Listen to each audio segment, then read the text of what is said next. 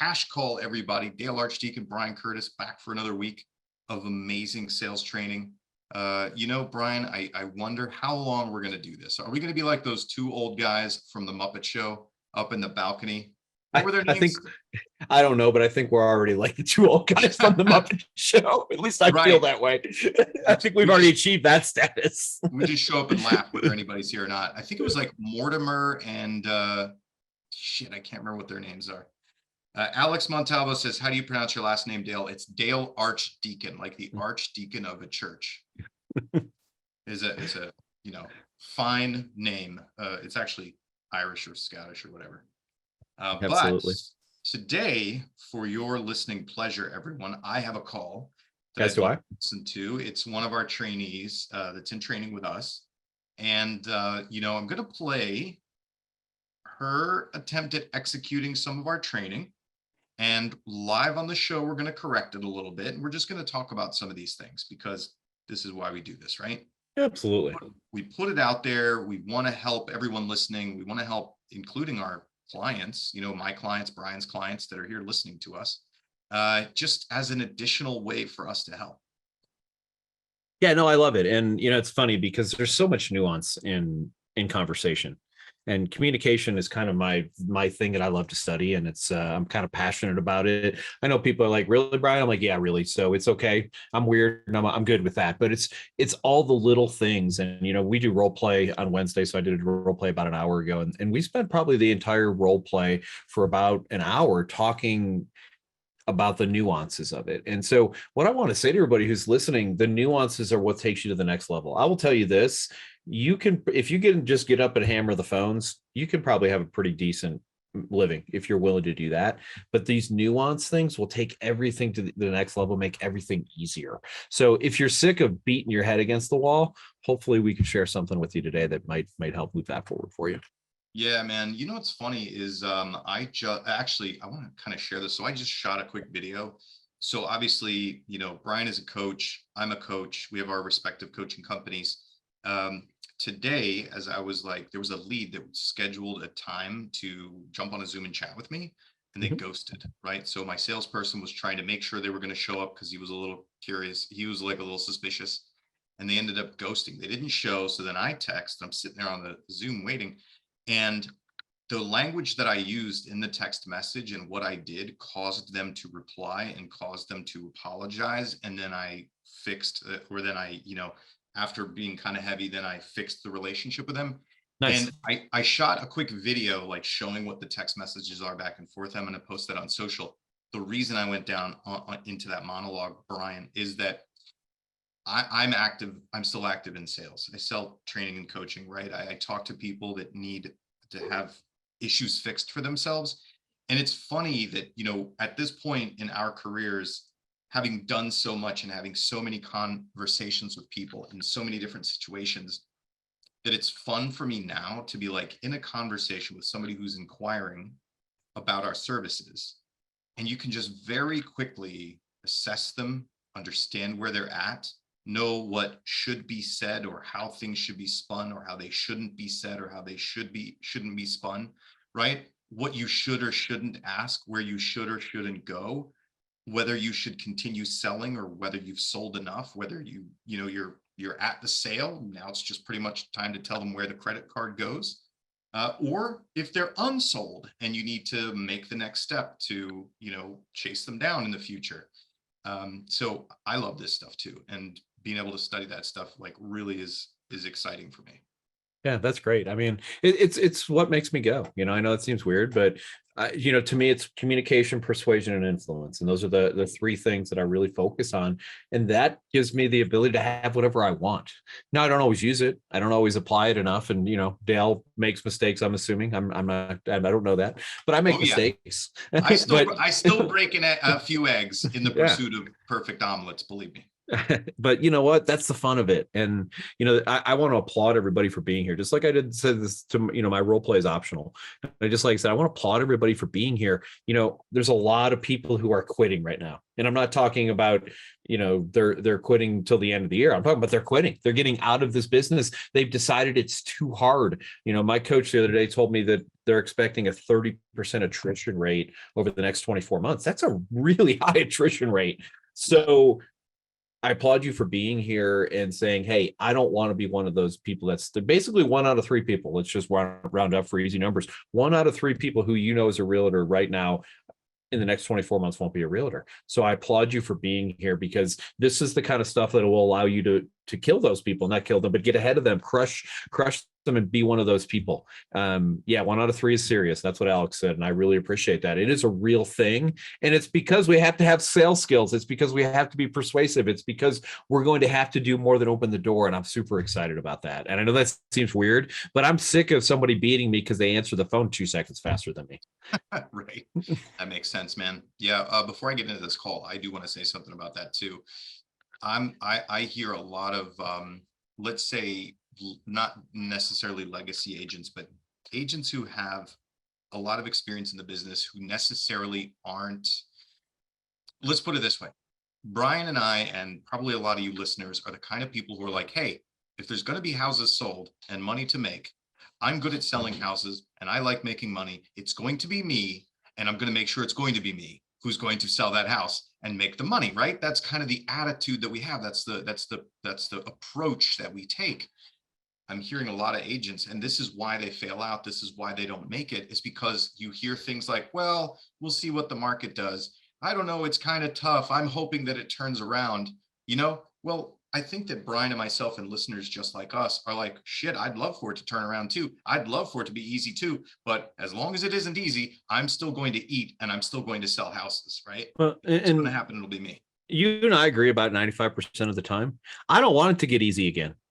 That's where I'm going to disagree with you. I hear where you're going. Go for it. Because I can't differentiate myself if my only skill is popping the lockbox. I can't follow up better if there's no one to follow up with, because everybody tried to close in 30 days. Right. So I love the fact that we now have an opportunity to say, look, I actually have a skill set this guy over here doesn't, and he's not willing to learn it, and so he's going to quit. And I'm a salesperson and I practice it. I'm going to do it now. Well, and one of my favorite things to say to people when we're talking about coaching is, you signed up, theoretically, the majority of people listening to this phone call expect to make, or this webinar, expect to make $100,000+ a year. Now, I know $100,000 isn't what it was 10 years ago. I'm not delusional there, but it's still a pretty good living. And you're not just going to, there's not high school and college students graduate and go, hey, pay me $100,000 for the most part. Those, it's hard to get $100,000 a year job. It's easy to get a $50,000 a year job right now, but $100,000 a year job, and plus, and, depending on your market, maybe $200,000. And again, I want to applaud the people who realize that if you're going to get paid 6 figures and high 6 figures, that's a skill set you have to develop. It's not pop the lock, write the contract. So important. Yeah, absolutely. All right, everybody. Do you want Brian and I to get to what you're here for? Do you want us to stop pontificating? Seriously, a little pontification today. Like 2 old guys up in the balcony. 2 points for whoever remembers who the old guys are from Muppet Show, and you can post their names. Ooh, Jennifer's like, yes. Alex is like, get down to business. Okay. We get down to business. Let me play this call. We're going to talk about skill set here. And so she's trying to execute this pattern.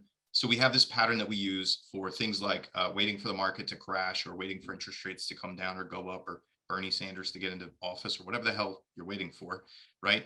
And basically the pattern would be to, I'm going to unpack you. I'm going to ask you questions. I'm going to understand your perspective, and then I'm going to educate you and then close you, right? So that's kind of the pattern. Statler and Waldorf. Thank you, John Ray. So that's the pattern that should be followed, but I want you to listen to what this agent does. She tries to do it, which is excellent. She showed up for training. She's trying to execute it, doesn't quite execute it right. And we'll then pause and give some feedback to get that sorted out. Nice. Where's my share button? Share screen. Here we go. I'm going to go over here. Got it teed up. We're just going to skip over the intro. Moving. I have it sped up a little bit. No, I'm waiting. waiting for a deal to come through. They say it's going to get real bad next year, so I'm probably I'll be looking, but I'm probably going to do something next year. He said, I'm waiting for a deal to come through. They say it's going to get really bad next year. Interesting. Oh, next year you're thinking? Sorry. Yeah. You said you're waiting for the what next year? I didn't catch that one word. The shit hit the fan. Oh, yeah, like the crash. Is that what you're saying? Yeah, I've been seeing a lot of bad. Waiting for the shit to hit the fan is what he said. So she reiterates, waiting for the market to crash. Bad stuff on YouTube. About what's Yeah. gonna happen. Yeah, it's definitely all over the place. There's been a lot of stuff going around, and I'm right there with it all too. You think it'll happen about next year? Now, I love the question, except that she was leading too much. You think it will happen next year, or I guess he did say next year. So the question is fine. Yeah. So you think it will happen next year. I don't like all the agreement that she did up front. I don't want to reinforce the guy's objection. I don't need to reinforce his objection. He already thinks that, right? I don't need to validate him. I agree. 100%. And, to Dale's point, went on to argue with him, but we definitely don't want to tell him he's right, because first of all, if anybody knows exactly what the market's going to do, please call me. We'll become multimillionaires together. Right. Yeah, exactly. Yeah. Well, let me just unpack that a little bit. Don't validate the objection they just gave you when our intent is going to be, let me see if I can get you to do something differently or sooner or with a different person. Let me not start by saying, oh yeah, you definitely shouldn't do something, or you definitely shouldn't do it sooner, or you should definitely wait for this thing to happen, and then try to proceed to have you come up with a different way of going about it. It's just Exactly counterintuitive. No, I 100% agree. Yeah. And I just got everything's in cash right now, so I'm ready for the deals, but they'll be coming for a while now. Yeah. Once the recession really hits full bore, then I'll be buying. Okay, absolutely. Are you just wanting to buy during that because you want lower pricing? Yeah, I don't want to buy now or do anything now, because when everything falls apart, if you bought now, you're gonna be screwed. Yeah, I could understand that. And a lot of people are talking about, a lot of people were around for the 2007, 2008 crash. It's different because this one might be a little bit different, just considering that we still have low inventory. There's, Yeah. Okay, so she's going into the reasons why it's different. This is part of the training that we do, but it really wasn't quite applied in the right way. What I would say for this student, if you're listening, is that what you want to do, we don't even know why this guy, what's he doing? It sounds like he's an investor. We don't know why he's an investor. We don't know whether he's currently in our market, which we find out later he's not. He doesn't own anything in our market. So before I get around to changing the guy's mind in this particular scenario, I want to find out, what are you doing? Are you trying to buy an investment property? Or are you trying to buy a home to live in? In this case, once we get through this call, if you listen to this, it sounds like he's potentially trying to buy a second home or a vacation home in our area, but we never really established why. And so what I would say for the student listening to this is, instead of getting into the mud pit with this guy, instead of trying to argue with him about what's going to happen or not happen or when it's going to happen, understand him a lot better about his motivation and his wants and needs. Because if he has no motivation or ability or need, I don't give a shit what you think about what the market's going to do. And I'm not going to try to convince you otherwise, because you don't have a need or a want or an ability. 100%. And, it's interesting because that's we have to do the right discovery and in the right order. And it's not something we often talk about. But again, here's something I see happen too. Well, the market sucks and this and this and this and this. Okay, cool. And then you do a little bit more discovery. You find out you're talking to somebody who's been unemployed for 6 months. So what does the market have to do with anything if, and they don't have a pile of cash either. So, there's nothing, right. You don't have to be employed to buy a house, but you either need cash or you need to have some sort of way to purchase a house.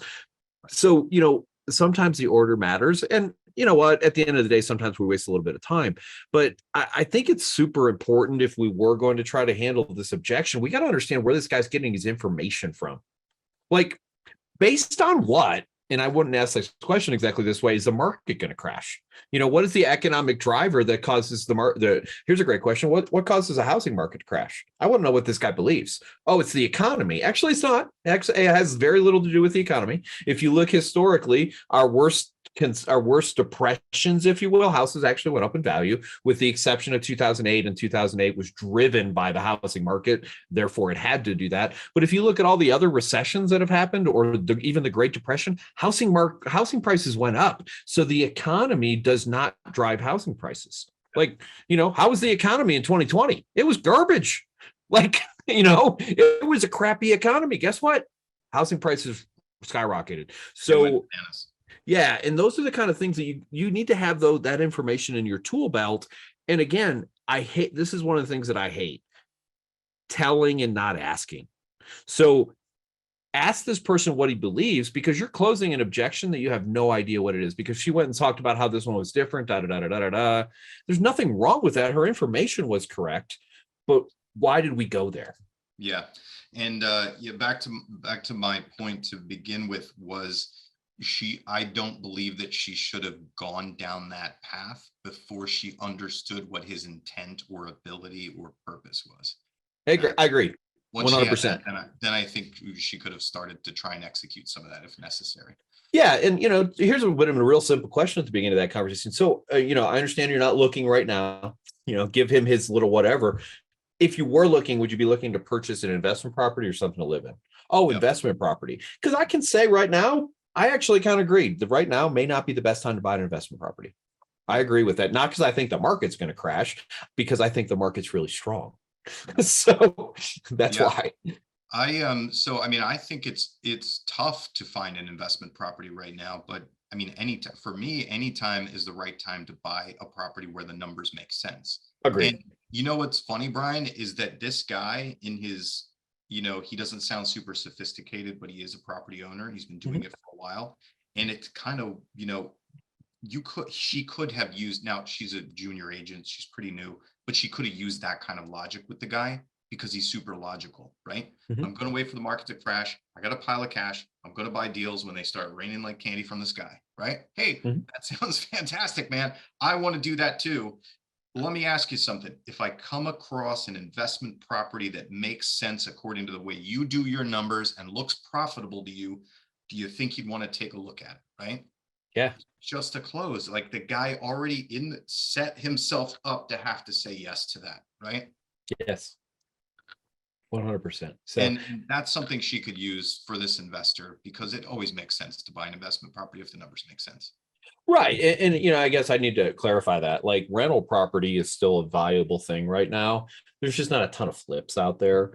But can you find one? Absolutely. I mean, I can tell you that, a guy on our team flipped 3 houses this year. Wow.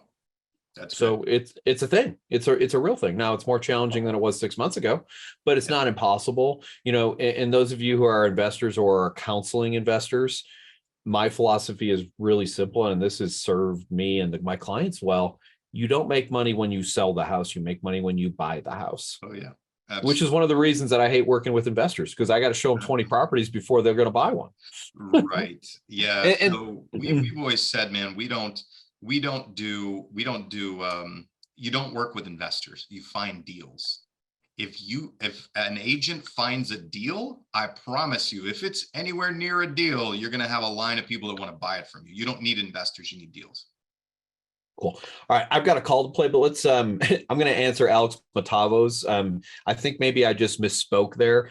I was saying I was counseling an investor. In other words, coaching an investor. I don't know what a counseling investor is. That's his question. What is a counseling investor? I'm saying that I was coaching an investor, or giving them information or sharing information about the market. And then Dale, looks like Lisa Miller says, you have an interesting language around 11 recessions. Can you repeat that? Yeah, Lisa, so basically when you're educating somebody, if you go Google this, everybody, how many recessions have there been in the last 100 years? And how many times have home prices gone down any, substantive amount?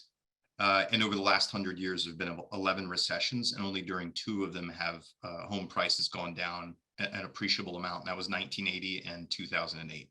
Yep. And, there are several factors, especially around 2008, that just aren't present now. That's something that agent was trying to execute in this call that we heard. Yeah. But And that's what we said.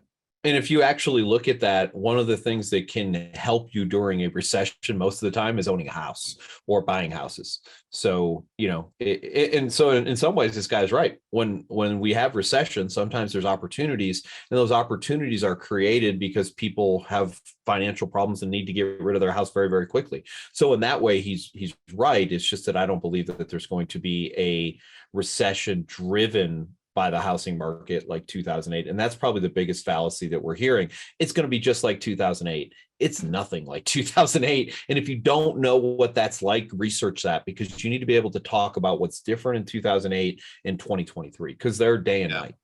Yeah, seriously. I don't know about you, Brian. It just seems like the only thing that's going to be the only thing that will happen and is happening currently in some markets is just it's the velocity of the value increase is slowing down. It's still increasing.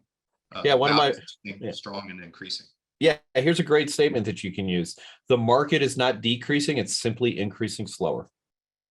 Yeah. The increase has slowed. That's about it, but it's still creeping. Right, just cool. like my waistline, Brian. I've slowed it. I haven't stopped it. I'm working on stopping mine as well. So one of the opportunity to buy the demand, right? Okay. So Devin says that everyone and their mother is wanting an opportunity to buy. That's an interesting thing. And the demand is and the demand might honestly be greater. Okay. That's possible as well. I think that's going to be very market dependent, but yeah, that's a very possibility. So thank you for that input. All right. I'm going to play my call. And just here, I feel like we got a couple minutes left. You good with that, Dale? Let's do it. Yeah, let's do it. We gotta give these raving fans what they want, right, fans? There they are. So if you saw me messing around, I just had to have a little bit of fun. I want to preface this. I've cut off the beginning of this calls because their names were given back and forth. So I cut those out, but I will say this person did a good intro script. Yeah. If people who are listening on the audio version of the podcast, Brian just has a screensaver now of Stadler and what was his name? I can't remember. The Muppets.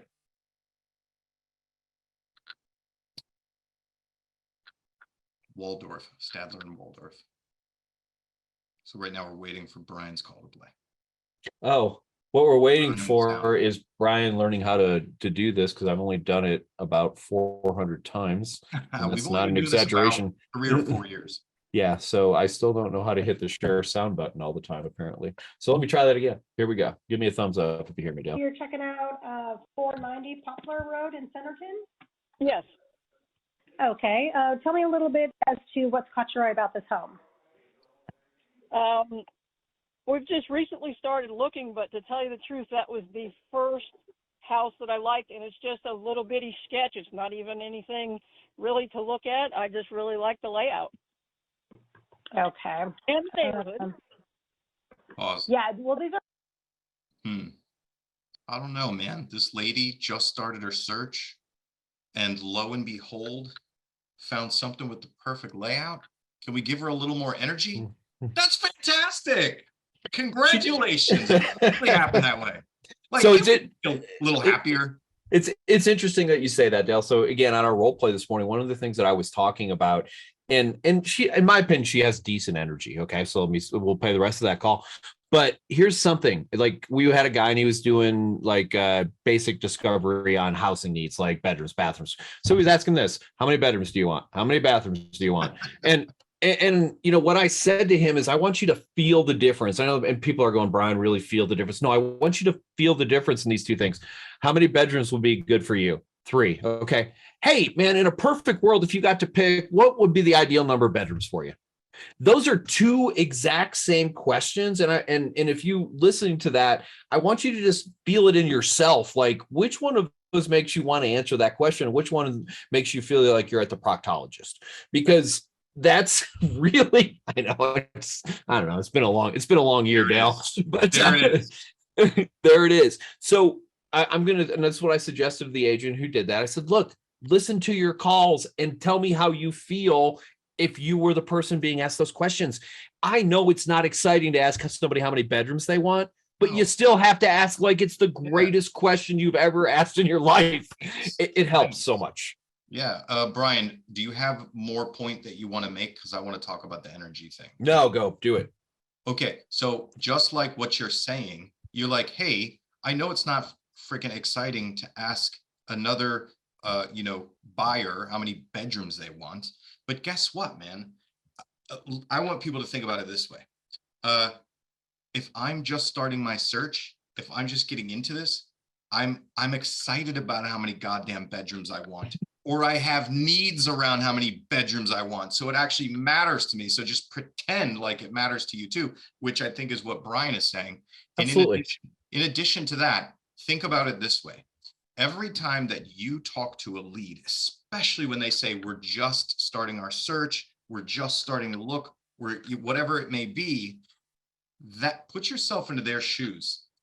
They took the risk to reach out to and accidentally speak to a scary salesperson who, they're not sure how they feel about doing that in the first place, whether that was a good idea for them. And they don't know if they're in the right place or not, right? They don't know if they're doing the right thing or not, or if they're, they're self-conscious about the fact that they're just starting, or that they haven't done their finances, or whatever it may be. They're self-conscious about it. And if they meet a deadpan, how many bedrooms, how many baths, right? Bueller, like, it doesn't make them feel better. It doesn't make them feel warm and fuzzy. But if they meet we're just getting started, that's fantastic. You know what? I love helping people when they first get started. That makes them feel like, oh, I'm in the right place. I'm doing something right. I kind of like you, strange, scary salesperson, because you made me feel good. Right. And remember, theoretically, you're going to go spend 10, 15, 20 hours with these people, theoretically. Hopefully not more on the front side than the back. But imagine if people are excited to see you because you're fun to hang out with. Now, is that a requirement to be a good real estate agent? Absolutely not. But does it help? Yes. Hell yeah. I think that every real estate agent should be required to take acting lessons. And I know that sounds like an extreme statement, maybe. No, not at all, man. I 100% agree with that. Yeah. There's a great book called The Alter Ego, if you're a person who's struggling with what Dale and I are talking about right now. And it talks about a lot of famous people who didn't feel comfortable doing the thing that they're now famous for. Bo Jackson, Beyonce were just two that come to mind. They created an alter ego, both of them, and there's multiple other examples throughout the book. They created alter egos because they wanted the success, but it wasn't natural for them. So if you're a person watching and go, Brian, that's just not me. You don't have to be me and Dale, but you got to be something that somebody's interested in spending time with.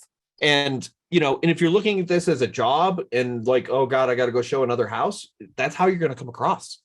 You know what, man? I want to do a little confessional here. Before I was a world traveling, famous stage speaking, D-level celebrity in the real estate industry, I'm actually an introvert, man. And me too. So I like money though. And I was working in the restaurant industry, washing dishes because I didn't want to be out front in front of people because I was embarrassed and I didn't want to be in front of them and I didn't want to have to interact with them. But I noticed how much money the bartenders made. And so I went and I bar backed, I worked my way up and got my scared ass out behind the bar in front of everybody with them looking at you and having to be on. And this is like the worst thing for me, right? But it's because I wanted to make that $300 or $400 a night. And so I did it. And now look at me, Brian, you wouldn't even know that. I wouldn't. Dale, we're over. So Yes. I'm just going to stop this call, but I did want to share a couple of things. So first of all, in my opinion, this call was a pretty good call. She wasn't quite as excited as Dale wanted her to be, but I appreciate that. But I want to answer some of the questions that are in the chat before we finish up, and then we can let everybody go. And just, again, thank everybody for being here today. But so everyone has one. Okay. So Jim, what are your thoughts about voice training, i.e. a voice coach? I've noticed agents with a natural, pleasant, or sexy voice do well on the phone. LOL. Okay. So no, Jim, I think what you should do is you should hire some Australians to work in your office is what you should do. Don't worry about it. You're not going to get the accent down. So I will say this. No training is bad. Well, that's not true. Something like getting some voice training, I don't see a downside to that. Like I see But I will also say this, you could probably do a lot of that yourself. You don't have to, you don't have to sound like the late night talk show host, although like Chris Voss talks about that and Never Split the Difference is his late night talk show host voice. And you could do that and that's fine, but it's not necessarily about the tone. It's about the amount of energy you're putting into it. So I'll say this, if you're a person who's a low energy person, nothing wrong with that, by the way, no judgment on that. But I will say this, if you're a low energy person, two things. In person, you want to ramp yourself up so you have some energy. And if you're making phone calls, stand up. That will allow more energy to flow through your body and you'll come across more. Again, listen to yourself. And that's really all we're talking about there. So wouldn't hurt, but not necessary. Go ahead. Yeah, I would say voice training could help. However, I think that mirroring and matching other people is much more important. And being able to, I think that acting is more important than the voice training, as I agree. Brian pointed out earlier, because listen, you can be a low energy person as long as you can fake giving a shit and having a high energy, right? And you can be a high energy person as long as you can put a lid on that shit when you need to and slow down, right? And be a little more somber when somebody doesn't want to hear that you bouncing around the room. So as long as you can act, like my kids find it so funny to listen to me doing like podcasts or doing training because I don't talk like this in real life. Yeah, me neither. you don't hear me doing all these crazy things in real life. It doesn't work that way unless I've had several beers, right? But otherwise, that's not my everyday. So it's just acting. Yeah. Can you imagine my office is upstairs in my house. My wife was walked downstairs and I was, hey, it's really great. She'd be like, what is wrong with you? Exactly. You have a stroke? No. I'm on a podcast. Yeah, I mean, and there are times because I'm a human that I get excited, and my wife will go, she'll go like this, she'll go, you need to take it down a notch, because sometimes I do get fired up, but 95% of the time, I'm not that excited. Why do we do this? Well, here's a funny story, and then I'll be done chatting. But they did a thing where they had two people give a speech. The first person had an amazing speech full of content. In other words, all kinds of great information that was very applicable to the audience. The second person basically had a bunch of platitudes. They said nothing, no content of relevance. This is what the survey said at the end. Was this at a recent real estate conference I was at? Because I heard a few of those too. This was not real estate related, but that's funny. But here's my point of this. They surveyed the audience about content, and here's what they said. The second guy's content was better. Why? Because he didn't talk like this and da-da-da-da-da. Because he was excited about his nothing. He was excited about all of his sweet nothings. Right. So energy matters. People will feed off your energy. And what Dale's point was this, match and mirror. I agree. Match and mirror people on the front end, but you don't want to match and mirror people for an hour and a half. You need to match and mirror people when you first meet them for about 90 seconds to a minute or to 2 minutes. And then if you fall out of rapport, match them again, and then match and mirror before you close. You do not need to match and mirror people for 3 hours straight. First of all, it's exhausting. And second of all, it's not required. Yeah, absolutely. On that note, everybody, as much as Brian and I love just dumping knowledge all over your brains, we do have to go because we have other things to do. So thank you so much for joining us again for Cash Call. We'll see y'all next week. Thanks, everybody.